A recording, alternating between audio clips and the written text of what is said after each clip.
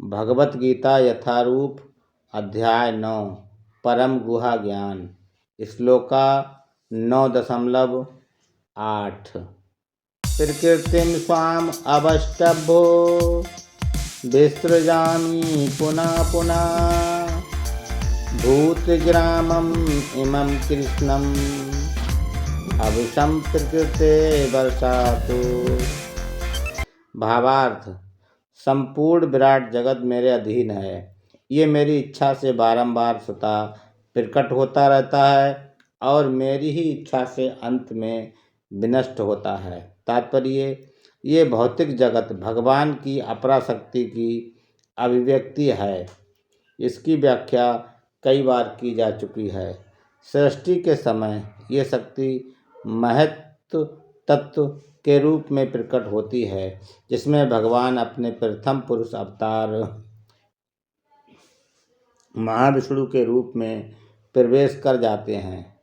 वे कारणार्णव में शयन करते रहते हैं और अपने श्वास से असंख्य ब्रह्मांड निकालते हैं और इन ब्रह्मांडों में से हर एक में वे गर्भोदय कसाई विष्णु के रूप में प्रवेश करते हैं। इस प्रकार प्रत्येक ब्रह्मांड की सृष्टि होती है। वे इससे भी आगे अपने आप को क्षीरोद कसाई विष्णु के रूप में प्रकट करते हैं और ये विष्णु प्रत्येक वस्तु में यहाँ तक कि प्रत्येक अणु में प्रवेश कर जाते हैं। इसी तथ्य की व्याख्या यहाँ हुई है। भगवान प्रत्येक वस्तु में प्रवेश करते हैं। जहाँ तक जीवात्माओं का संबंध है, वे इस भौतिक प्रकृति में गर्भस्थ किए जाते हैं और वे अपने अपने पूर्व कर्मों के अनुसार विभिन्न योनियाँ ग्रहण करते हैं। इस प्रकार इस भौतिक जगत के कार्यकलाप प्रारंभ होते हैं।